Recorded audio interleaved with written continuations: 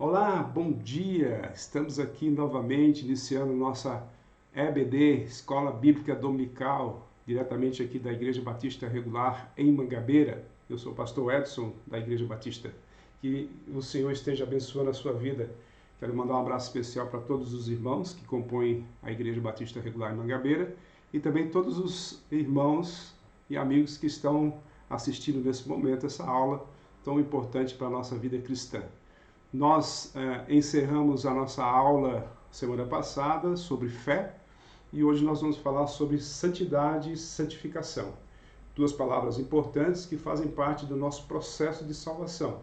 Então, quando você recebe Cristo como Senhor e Salvador, você entra num processo passo a passo para a edificação da vida cristã. E isso é santidade e essas duas palavras compõem e nos dá um parâmetro, uma visão correta. O que significa ser santo ou entrar no processo de santificação? Ser mais parecido com o Senhor Jesus Cristo e buscar o caráter do Criador, o caráter de Deus. Tá? Então vamos iniciar essa aula, uma aula importante para a nossa vida cristã. Muito bem, santidade e santificação. O que significa isso? O que tem a ver com a nossa vida cristã? O que é ser santo? Ser santo é só aquele que foi canonizado? Ser santo é só aquele que foi reconhecido pela Igreja Católica? Não, santo é todo aquele que foi alcançado pelo poder do Espírito Santo de Deus e foi separado, né? A palavra aí mais direta e mais compreensível que a gente sabe, o seu significado é separado. Você foi separado. Você é uma pessoa separada para servir a Deus, para glorificar o nome de Deus, para adorar o Senhor nosso Deus. Vamos continuar. Vamos começar, aliás. Ok. Muito bem, queridos. O que significa isso? Vamos lá. Santidade e santificação.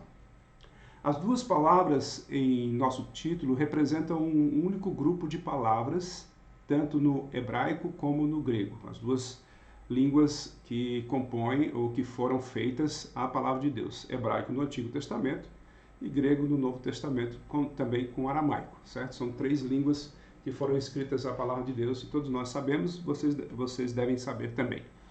As ideias que essa família de palavras transmite são de fundamental importância. Vamos falar de família de palavras, para você entender melhor. Tá? Para a gente compreender um pouco o significado dessas palavras. Isso se reflete na frequência em que as palavras ocorrem, na frequência em que as palavras aparecem, tanto no Antigo como no Novo Testamento. Tá? Bom, os membros da família hebraica, Q, D e SH, aparecem quase 1000 vezes no Antigo Testamento. 1000 vezes. E os membros da família grega Hag, H-A-G, quase 300 vezes no Novo Testamento. O que significa isso? Vamos um pouquinho mais para frente, para a gente entender. A família hebraica do Q, né, primeiro é Kadosh, que significa santo, Kadash, que significa santificar, e Kodesh, que significa santidade. A família grega correspondente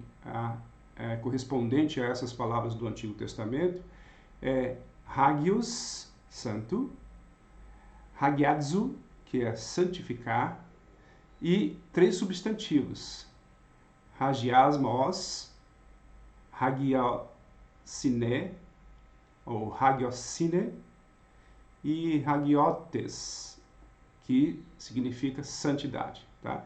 Então, essas palavras, elas compõem, elas aparecem na palavra de Deus, tanto no Antigo como no Novo Testamento. A ideia geral é que eles invariavelmente expressam, de uma forma ou de outra, a de separação, ou de ser separado, como eu disse para vocês. Separação e ser separado. Vamos entender melhor o que significa essa separação. eles encontram-se somente em contextos religiosos, onde são abordadas as relações entre Deus e suas criaturas. A relação vertical, certo? Que é a relação vertical. Deus acima e nós abaixo. Então, essa linha vertical aí significa, ou dá um significado para a gente entender essa relação. Vamos lembrar que relação horizontal entre os homens, entre as criaturas de Deus, que é essa, né, horizontal. Tá bom. Elas denotam, primeiro, a natureza de Deus. Segundo, o dever do homem. Terceiro, a obra da graça em e sobre os crentes e a igreja. E quarto, o estado de glória futura. Nós vamos ver essas partes, tá? Ao longo das nossas aulas. Vamos primeiro ver uma perspectiva equilibrada da santidade e santificação. Uma perspectiva equilibrada. Ora, o fato que, tanto no hebraico quanto no grego, um único conjunto de vocábulos liga esses 4 temas entre si, deve advertir-nos contra a tentativa de entendermos qualquer deles isoladamente. Então não adianta a gente tentar entender isoladamente, porque um depende do outro, né? Os quatro pontos que eu disse, que eu mostrei para vocês anteriormente. Vou voltar lá para vocês lembrarem, tá? Olha lá. A natureza de Deus, o dever do homem, a obra da graça em e sobre os crentes e a igreja e o estado de glória futura, tá? Então essas 4 aí não podemos estudar independente uma da outra. Elas são interligadas. Precisamos particularmente dessa advertência. Por quê? Talvez em conexão com o terceiro tema, santidade ou santificação, aliás, como uma obra da graça divina. Certo? Qual o terceiro tema? Olha lá. Voltando de novo para lá para você entender. ABC. A obra da graça em e sobre os crentes e a igreja. Certo? Então, a obra divina sobre nós, sobre toda a igreja, sobre os crentes, especificamente sobre você. Pois nós, os evangélicos, geralmente nos desviamos nesse ponto. Vamos entender melhor. Por que nós desviamos nesse ponto? Com demasiada frequência, abordamos o tema da santificação em um vácuo teológico, de uma maneira realmente perigosa. Como assim?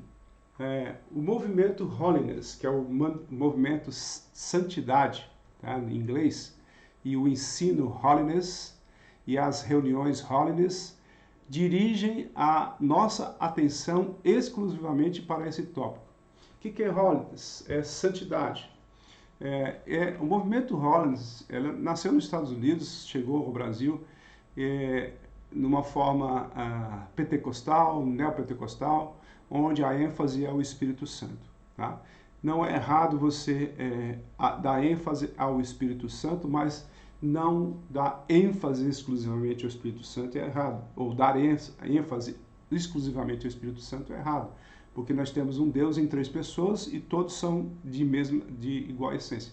Então a gente não pode colocar o Espírito Santo acima ou acima de qualquer um dos outros dois. Tá? Vamos entender, e também tem a função, né? O Deus Pai, Deus Filho, Deus Espírito Santo.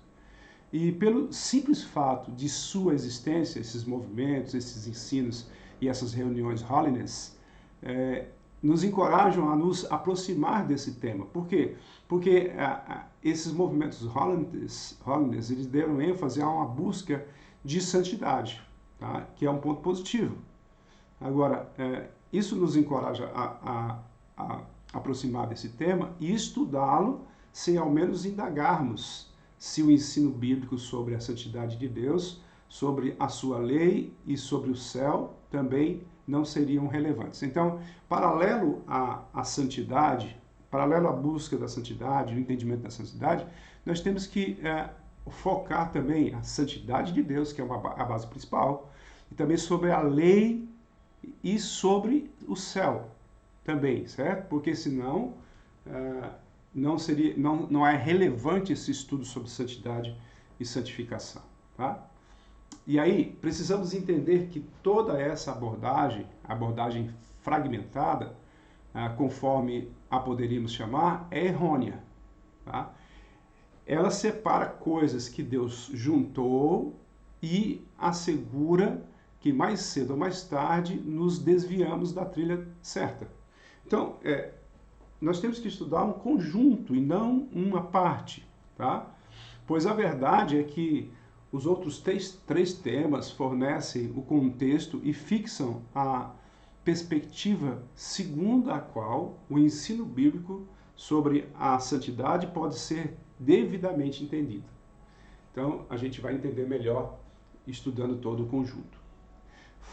Fora esse contexto, haveremos de falhar um tanto em compreender este assunto, tal como havemos de falhar um tanto em apreciar um detalhe de alguma grande pintura.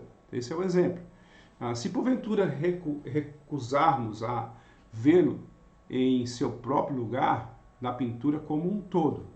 Vou dar um exemplo melhor, meu exemplo, tá? Diz assim: seria como se você, em sua refeição, comesse separado o arroz, o feijão, o ovo e o alface, por exemplo. Um para cada dia. Hoje eu vou comer só arroz. Amanhã eu vou comer só o feijão. E depois da manhã eu vou comer só o ovo. E depois da manhã eu vou comer só a alface. Seria uma coisa inconsistente, tá? Você tem que comer em conjunto, tá? Para você entender. Mesma coisa é você ver um quadro e você vê só parte do quadro. Você vai ver um pedacinho, um perímetro do quadro ali no cantinho. Aí no outro dia você vai ver só aquele pedacinho e aí fragmentado, você não vai entender claramente o que significa realmente você ter uma vida cristã plena. Então é importante que você observe o conjunto, que você observe tudo aquilo que a gente precisa aprender em conjunto, uma conectada à outra. Cada tema conectado ao outro, certo? Então vamos lá. Muito bem. Então, nesse sentido, a gente precisa de temer que nossa desequilibrada preocupação com esse tema, tirado de seu contexto, tenda a produzir uma destoante assimetria de caráter e de perspectiva. É a mesma coisa que você olhar para um versículo sem o contexto. Ele não tem, aparentemente ele parece dar uma mensagem boa, e na maioria das vezes dá uma mensagem boa, mas se você pegar um versículo fora de contexto, ele se torna assimétrico, fora de simetria, e você não vai entender bem o que Deus está falando aí. Você vai interpretar esse versículo fora de contexto, e isso vai ser desastroso para o seu conhecimento. Por isso a gente tem que pegar o contexto, tá? E não é diferente do contexto da santidade e santificação. Crentes na busca de santificação têm se tornado egocêntricos, tacanhos e convencidos por pensarem demais acerca de si mesmos e pouco acerca de Deus.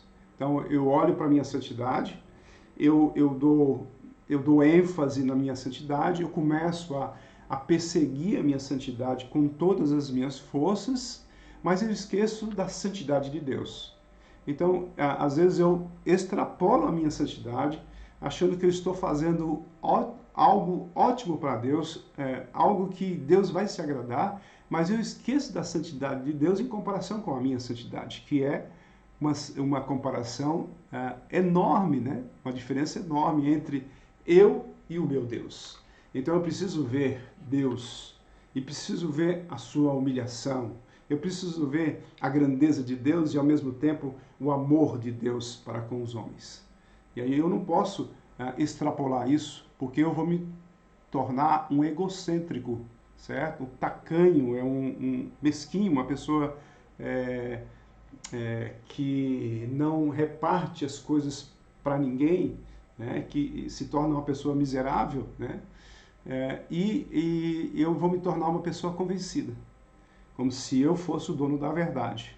E esse é um problema sério numa perspectiva equilibrada. Eu preciso ter uma perspectiva equilibrada de quem eu sou diante de um Deus Todo-Poderoso. Então eu preciso olhar bem. Erickson, na sua teologia sistemática, ele escreveu o seguinte: segundo Strong é aquele autor que fez o dicionário grego, certo? Muito conhecido da gente.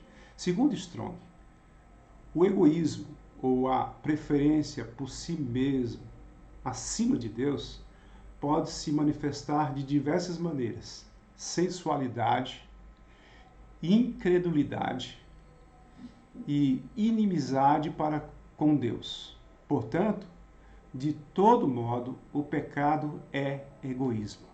O pecado é egoísmo. E você precisa ver isso na sua vida, eu preciso ver na minha vida se eu estou errando nesse ponto. Tá? Ok. Então, muitos têm sucumbido, ou diante de um pedante asceticismo, eu sou o correto, eu sou o melhor, eu tenho uma perspectiva correta de santidade, que equipara a santidade à mera abstinência disto ou daquilo. Por exemplo, esse asceticismo é justamente uma separação insana.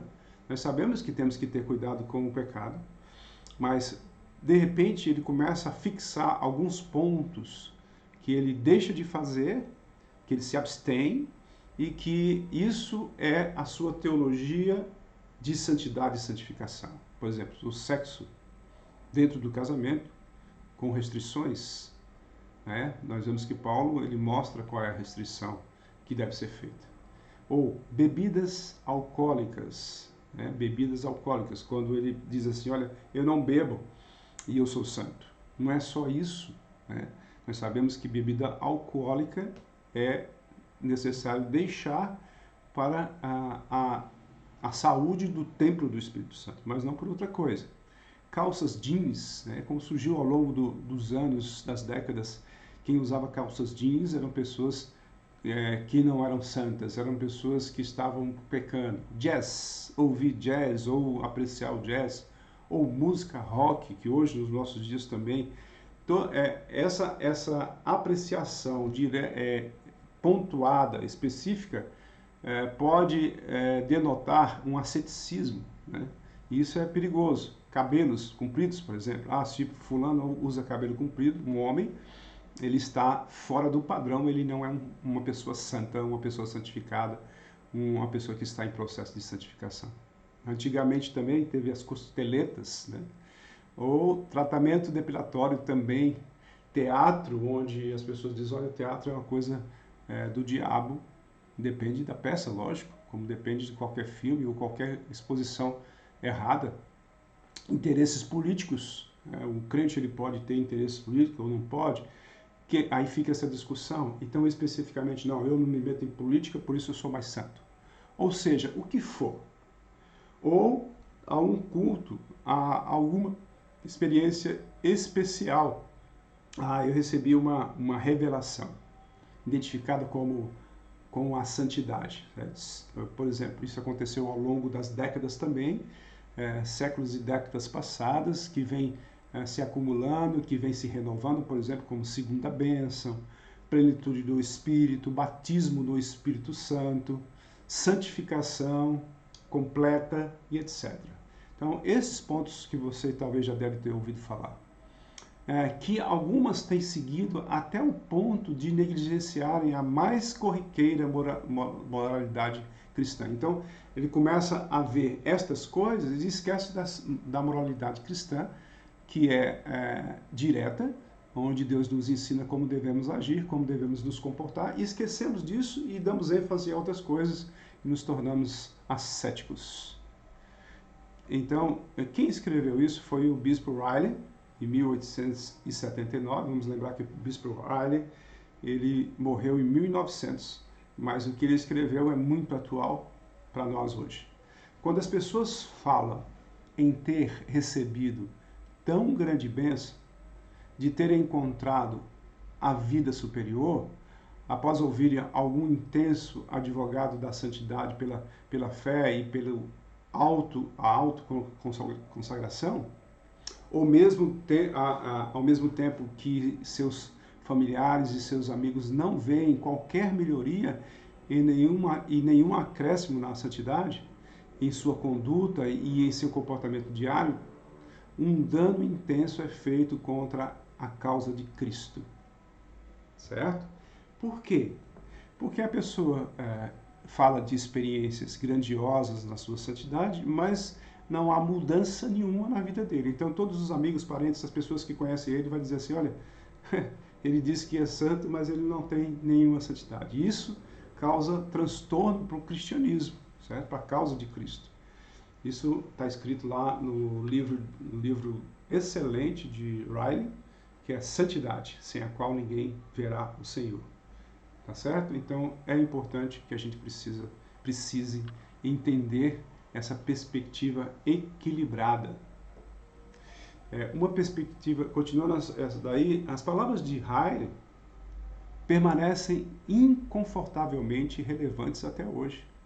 Tal como o comentário de um pastor interiorano que, ao ser indagado sobre o que pensava sobre a vida superior, ele replicou: ela é boa se você tem dinheiro e tempo para ela. É óbvio, né? Porém, seremos ajudados a evitar esse tipo de autodecepção. Né? É óbvio que essa observação não é uma visão clara, né? Olha, se você vai ser santo, você vai ter condições. Ele disse assim, ela é boa se você tem dinheiro e tempo para ela, né? Mas isso daí não é uma visão correta, certo? Apesar de que muitas pessoas sabem ou acham também que o dinheiro é tudo, né? Mas não é isso que a gente entende acerca da mordomia que Deus nos concede. Então,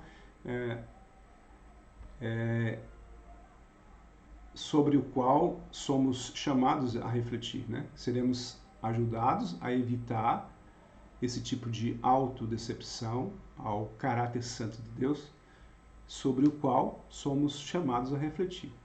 E a sua santa lei, sobre a qual nos é ordenado que vivamos.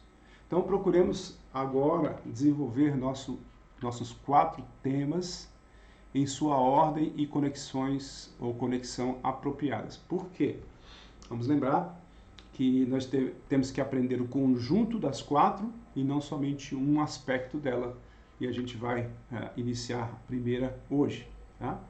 A primeira é a santidade de Deus. Vamos entender, numa perspectiva orientada, vendo a santidade de Deus expressa na palavra de Deus, onde a gente começa a aprender que Deus é santo.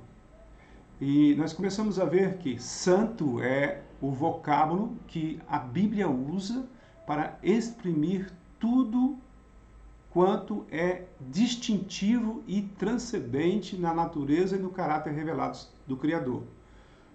Tudo quanto nos mostra a infinita distância que há entre Ele e nós. Qual é a distância que tem entre nós e o nosso Deus em relação à santidade dele?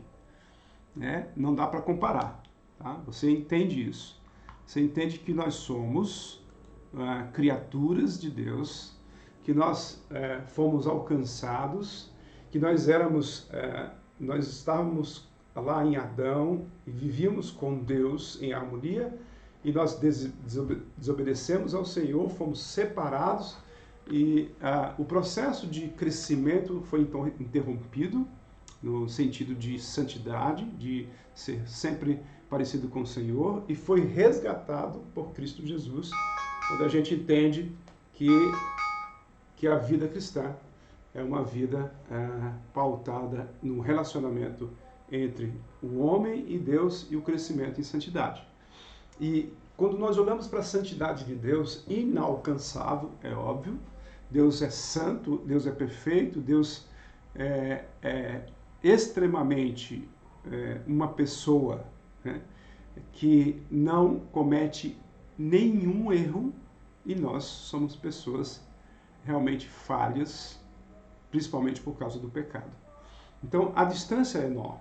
Só que Deus, ele, por ser transcendente, ele se torna imanente e chega até nós através do Filho, e nós podemos olhar para Deus e ver o seu caráter, a sua forma de ser e imitarmos o nosso Deus através do Filho Jesus. Então, isso é importante para você entender. Tá? É importantíssimo que você continue a aprender acerca desta distinção. Nesse sentido, santidade significa muito compreensivelmente a deidade de Deus, tudo quanto o distingue de nossa humanidade. Tá? Deus é um ser pessoal, mas nós somos suas criaturas, e há uma distinção enorme entre ele e nós. Deus é espírito puro, nós somos pecadores. Ok? A maior parte do que a Bíblia diz sobre a santidade de Deus é dito no Antigo Testamento. Ali Deus, com frequência, é chamado de o Santo de Israel, ou apenas o Santo. Olha lá, vamos ver Isaías, capítulo 40, versículo 25. Pega lá a sua Bíblia e vamos ver Isaías 40, 25. O que diz lá? Olha o que diz lá. A expressão que Deus é santo. 40, 25. Diz assim: com quem vocês vão me comparar? A quem eu seria igual? Diz o santo. Tá? A expressão santo. Aí, especificamente, Isaías está mostrando Deus falando, né? Isaías falando para o povo da parte de Deus, assim diz o Senhor, e ele diz: quem vocês vão me comparar? Diz o santo, o separado, aquele que é santo acima de todos. Ele jura pela sua santidade, ou seja, por si mesmo e por tudo quanto ele é. Olha, Amós. Vamos lá para Amós, lá para frente, depois de Daniel, tá? Depois de Oséias, vamos para Amós, capítulo 4, verso 2. Olha lá o que diz. No verso 2 diz assim: o Senhor Deus jurou pela sua santidade que virão dias em que vocês serão arrastados com ganchos até as últimas de vocês serão levadas com anzóis de pesca. Uma coisa dura, né? Difícil para o povo desobediente, mas que precisava ser corrigido. Então, nesse sentido, ele está dizendo que ele jura pela sua santidade. Só quem pode jurar por ele mesmo é ele mesmo, é o próprio Deus. E ele aí está falando da parte de si mesmo, né? Quanto ele é. Seu nome é importante, isto é, a sua natureza revelada é regularmente referido como santo, né? Vemos também lá em Isaías, capítulo 57, versículo 15. Voltando para Isaías.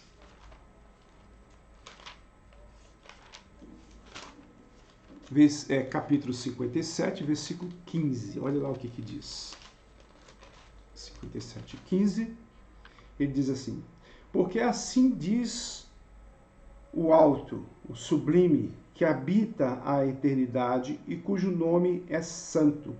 Habito no alto e santo lugar, mas habito também com o contrito e abatido de espírito, para vivificar o espírito dos abatidos e vivificar o coração dos contritos.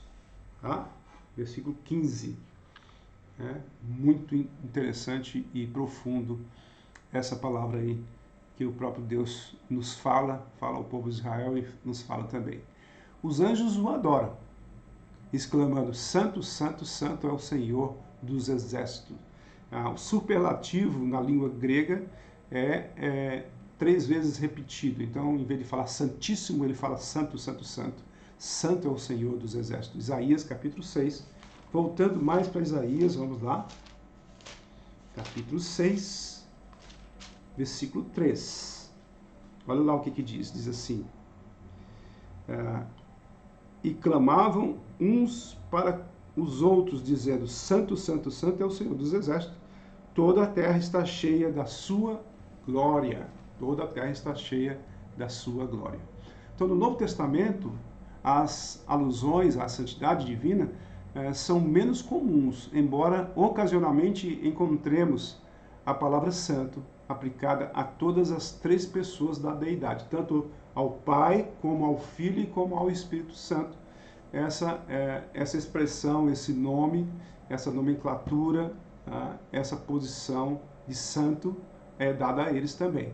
Por exemplo, a gente vê Jesus como santo na sua oração sacerdotal, João 17.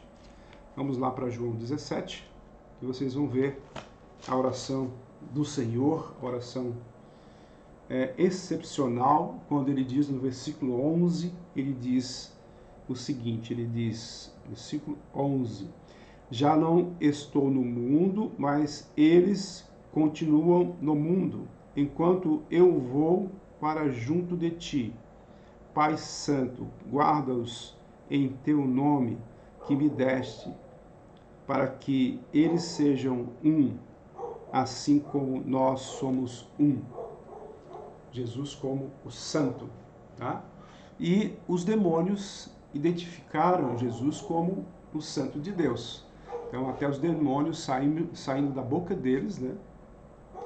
Do anjo, um anjo caído que adorava o Senhor, que adorava aí Jesus antes da fundação do mundo, ou antes de serem, quando eles foram feitos para adorar o Senhor.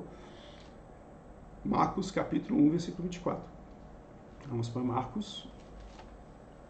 Então, o demônio aí, um anjo caído, falando que Jesus é santo. Eles sabiam. Eles sabem quem é Jesus mais do que a gente. Eles adoravam o Senhor. Marcos 1, 24 diz o seguinte.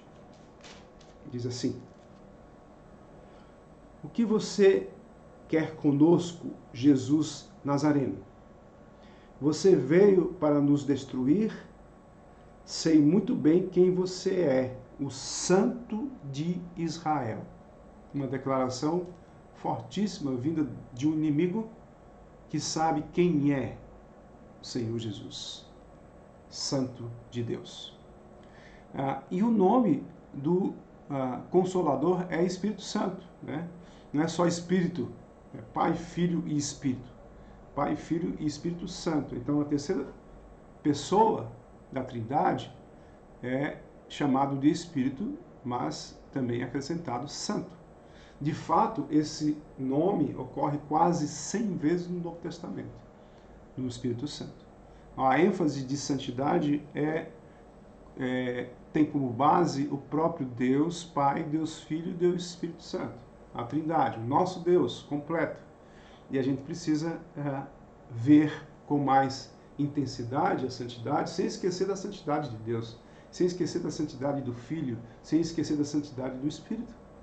Então aí vamos entender um pouco melhor, falando sobre a infinita superioridade. Dentro da santidade de Deus, a infinita superioridade. Quando Deus é chamado de santo, a ideia transmitida é a de deidade, e mais particularmente daquelas qualidades da deidade que assinalam a infinita superioridade do Trino Jeová em relação à humanidade. Então, esse termo mostra Deus acima e à parte dos homens, um tipo diferente de ser, o qual vive em um nível superior de existência. Tá? A gente entende isso? Será que nós sabemos acerca disso? Será que nós vivemos uma vida cristã entendendo que o nosso Deus é a parte da gente, e que Ele é acima de todas as coisas, que Ele é um ser superior, digno de honra e de glória, e que nós, sendo seus servos, sendo suas criaturas e por adoção, sendo filhos, sem merecermos, será que nós reconhecemos a santidade de Deus para depois ver que Ele transfere parte dessa santidade para nós, através do seu próprio Filho, através do Espírito de Deus?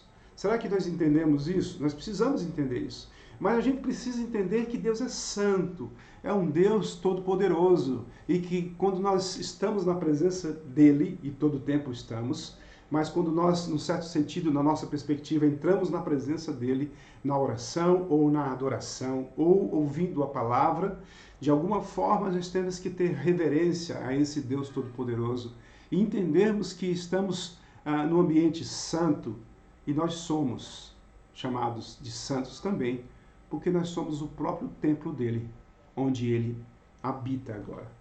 Isso é muito mais profundo, e às vezes a gente fica pensando, meu Deus, se eu sou santo, separado, e se Deus é mais santo que eu, é óbvio, e ele vive em mim, como eu lidou com este relacionamento?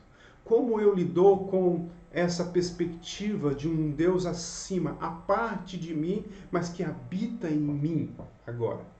A palavra de Deus é incrível e ela é muito profunda para a gente entender esses argumentos que nós olhamos na palavra e pela fé nós entendemos essa verdade. Agora, como nós agimos em santidade em relação ao Deus Santo, Todo-Poderoso? Como a gente age? Ok, então vamos entendendo à medida que vamos estudando, né? Então, é muito importante que é um nível superior de existência. E a gente precisa entender que Deus está acima e à parte dos homens, acima e à parte de todos nós. Enfoca, a infinita superioridade enfoca a atenção sobretudo em Deus, tomando o apropriado objeto de nossa admiração, adoração e temor reverente. Isso é muito importante. Então isso serve para relembrar as suas criaturas humanas quão diferentes de Deus elas realmente são. Mas existem muitas pessoas que querem ser Deus. Muitas pessoas que se sentem donas de si mesmo, de sua própria vida, das circunstâncias, né? A gente precisa ver isso. A gente precisa entender que existem pessoas que pensam que pode se tornar um Deus. As pessoas elas não sabem, elas nem entendem que muitas pessoas não querem, na realidade não querem entender que ela é uma criatura feita por Deus, que ela é dependente total desse Deus, desse Criador, desse Deus, esse único Deus que fez todas as coisas. A pessoa não deve entender que, por ser uma pessoa muito inferior ao Criador, deve reverenciá-lo e adorá-lo, e saber que ele é bondoso, misericordioso e gracioso, porque ele derrama a sua graça na vida de cada um de nós, mesmo aquele que ainda não entende quem é Deus. Isso é uma bondade extrema. Tá? As pessoas olham para Deus, ou as pessoas céticas que acham que Deus não existe, e eles reclamam de Deus por haver no mundo tantas catástrofes, tantas coisas erradas, e eles acham que Deus não está agindo na vida das pessoas, que Deus deveria simplesmente, num piscar de olho, num estalar dos dedos, resolver todas as coisas, porque ele sendo bom, ele deveria fazer isso. Mas a sua bondade é expressa também na justiça. Nós sabemos, pela palavra de Deus, e temos fé, que nós fizemos algo tão errado contra Deus que merecíamos todos nós sermos exterminados. No entanto, Deus ainda envia seu próprio Filho para nos salvar. Então, as pessoas céticas que não entendem isso, elas vão sempre discriminar ou criminar Deus em tudo que acontece na natureza e em tudo que acontece com os seres humanos. Mas o próprio homem pediu, o próprio homem buscou este erro para si próprio, para nós mesmos. E nós sofremos as consequências. Sofremos as consequências por nossa decisão, porque nós estávamos em Adão, e tudo o que Adão fez, nós faríamos também se estivéssemos no lugar dele.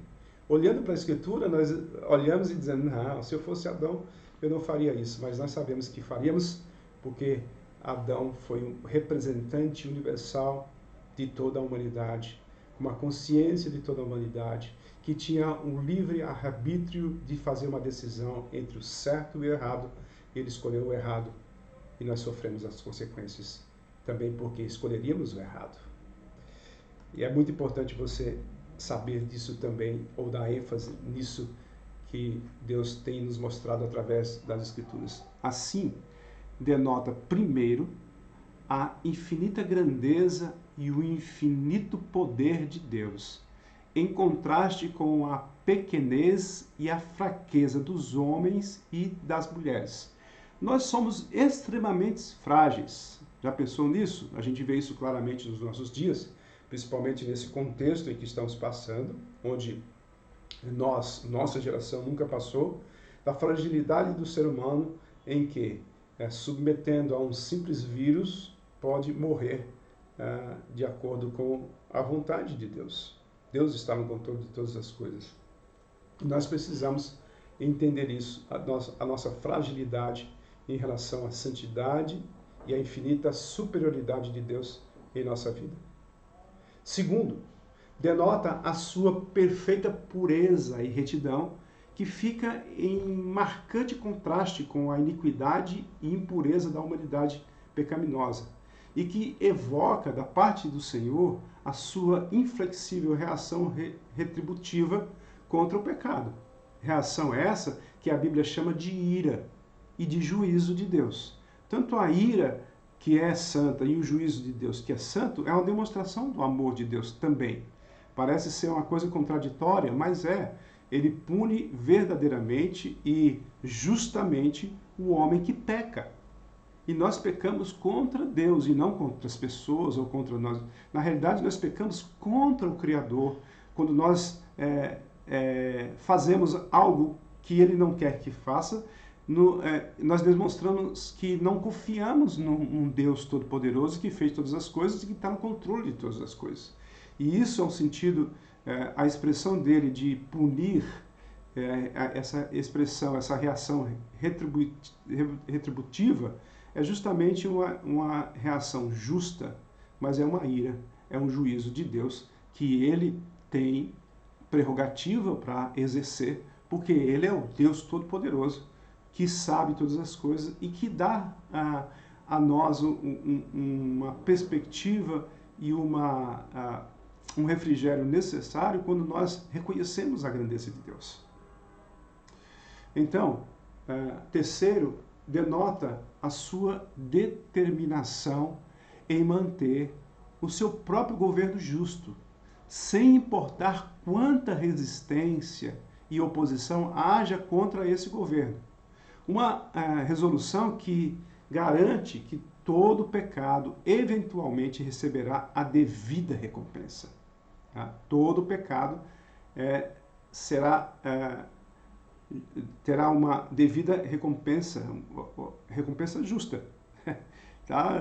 Todo pecado. Então, o pecado, o que você faz, você colhe.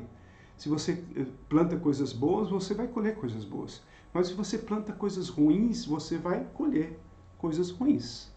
A ideia bíblica acerca da santidade de Deus envolve tudo isso. Tudo isso. Tá? Vamos ver o julgamento contra o pecado. A conexão entre a santidade e o julgamento do pecado é revelada em um versículo de Isaías, capítulo 5, versículo 16, onde a Israel é dito, diz lá, mas o Senhor dos exércitos é exaltado em juízo, e Deus, o Santo, é santificado em justiça. Quando Deus Santo manifesta-se em justo juízo contra os malfeitores, ele é santificado, isto é, a sua santidade é revelada e vindicada. Então, quando ele exerce justiça, ele também é santificado. Tá? Se o governo humano, se a justiça humana exercesse sua justiça equitativa, de uma forma bem justa, esse governo é santificado também. Quando você responde positivamente os ensinamentos de Deus, os mandamentos de Deus. Então, toda a lei que é baseada na lei de Deus, ela tem uma conotação correta em relação àqueles homens que fizeram com perspectiva, com vista de base nas Escrituras. Nós vemos isso claramente quando houve a colonização dos Estados Unidos. Com o tempo eles foram absorvendo toda a palavra de Deus e colocando leis governamentais de acordo com a palavra de Deus. Por isso, o governo, ou mesmo o país, a nação dos Estados Unidos, cresceu porque tinha base nos ensinamentos de Deus e foram santificados nesse sentido. Não é da mesma forma nos nossos dias, é óbvio, houve de geração em geração perderam essa visão, mas nós vemos claramente a nação poderosa por causa também dessa questão da manifestação do justo juízo de Deus àqueles que cometiam atrocidades uns contra os outros e contra Deus, principalmente. Ok.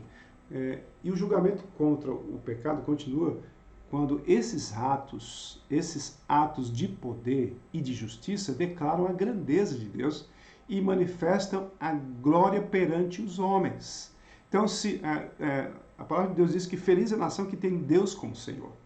Então, se a nossa nação, por exemplo, se todos os evangélicos que se dizem crentes tivessem uma noção clara do juízo de Deus, da vontade de Deus, da santidade de Deus, eles seriam santos como deve ser santo todo aquele que foi alcançado pelo poder de Deus. O problema é que nós não olhamos a santidade de Deus e queremos fazer da nossa santidade de acordo com alguns parâmetros que não são exigências de Deus, e pelo contrário, é algo que só nos toca externamente e não no coração.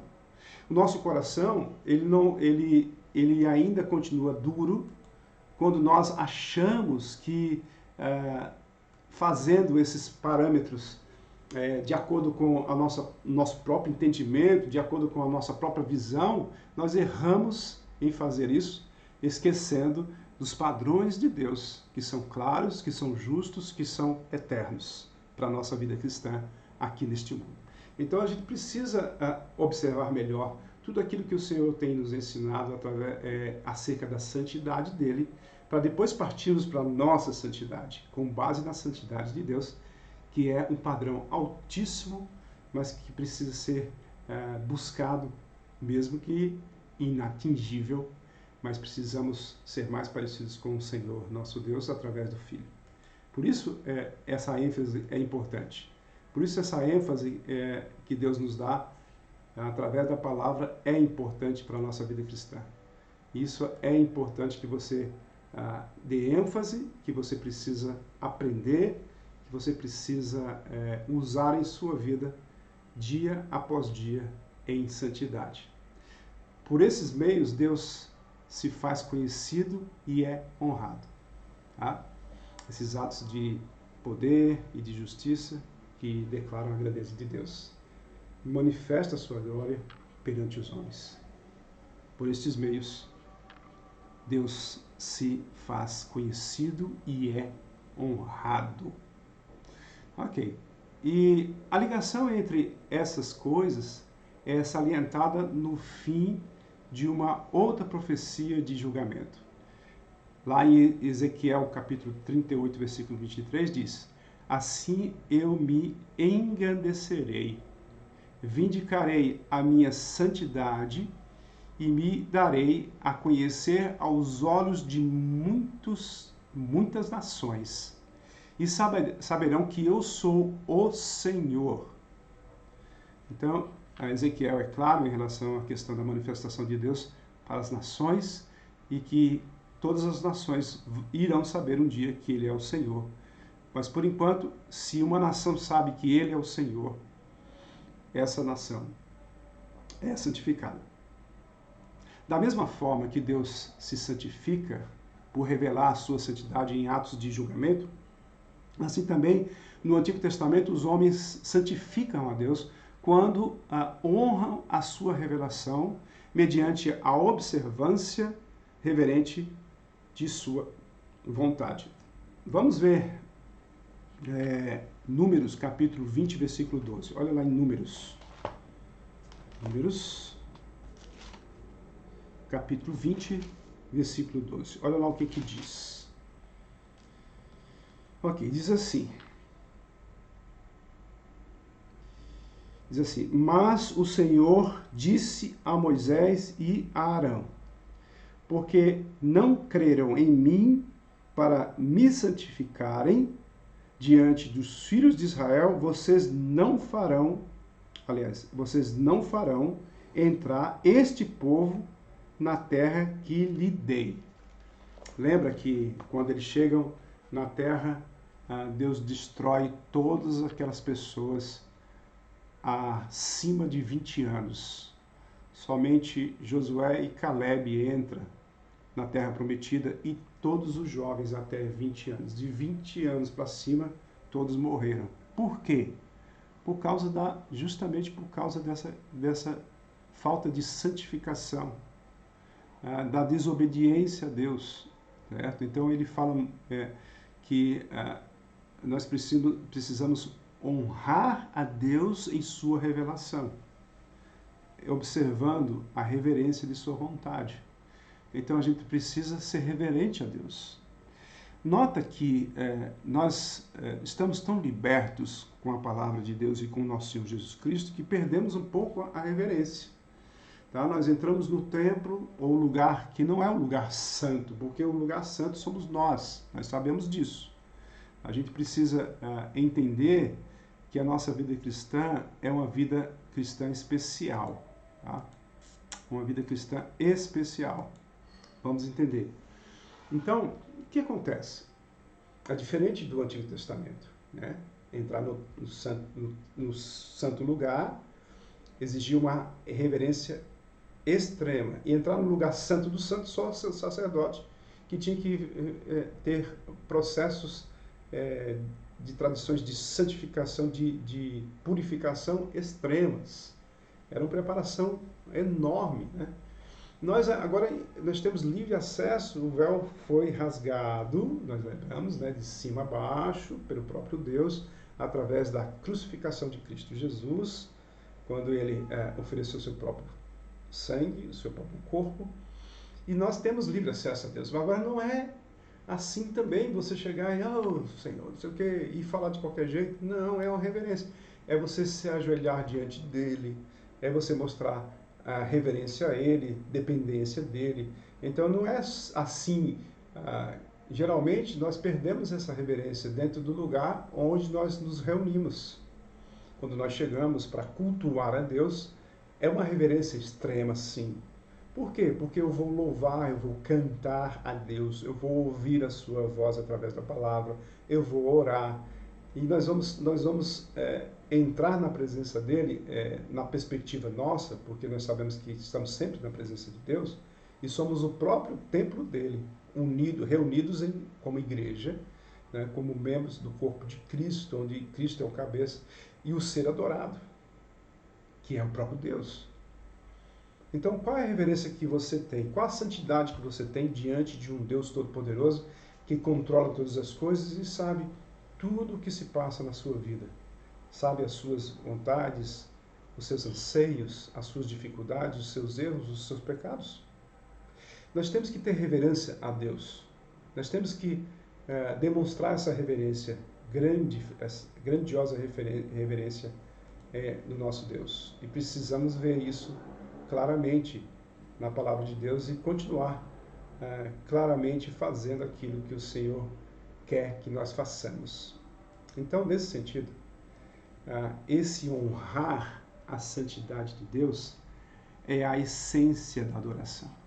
A essência da adoração é honrar a santidade de Deus. Deus Santo. A santidade é algo importante para a nossa vida. Vamos lembrar que estamos perdendo santidade. Santidade tem uma ligação com a pureza. estamos deixando de ser puros. Nós estamos adaptando a este mundo, e este é um erro enorme que nós cometemos e precisamos observar. Jovens, adultos,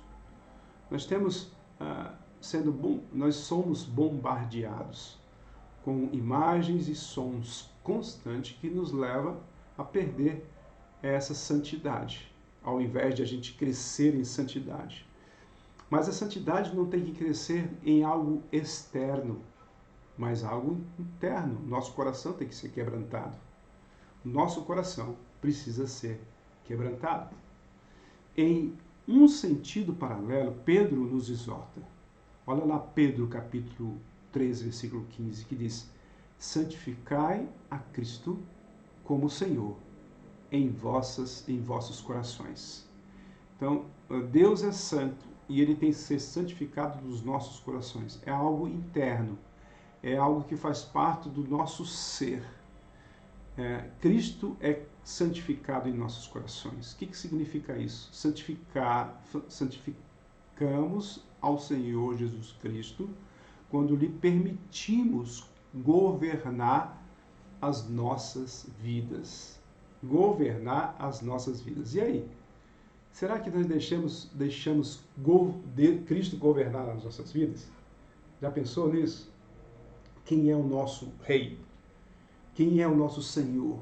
Quem nos comprou por um preço enorme? Quem é o nosso dono? Jesus. Parece ser algo contraditório para a sociedade. Nós somos escravos então. Não. Nós não somos escravos como os escravos antigos. Nós somos amigos de Deus agora. Nós somos filhos por adoção de Deus, da parte de Cristo, que é o nosso irmão mais velho. Então isso faz uma grande diferença. Apesar disso, nós somos servidores públicos, não, servidor de Cristo. Como assim? Eu preciso ter santidade para ser servidor de Cristo. Eu preciso ser separado para ser servidor de Cristo, para ser um servo do Senhor. Eu preciso ser uma pessoa diferente.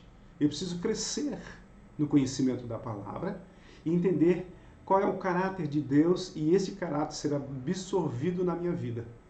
Eu preciso olhar para as pessoas e ver as pessoas diferentes. Como? Pessoas longe de Deus, pessoas perdidas que precisam da palavra de Deus.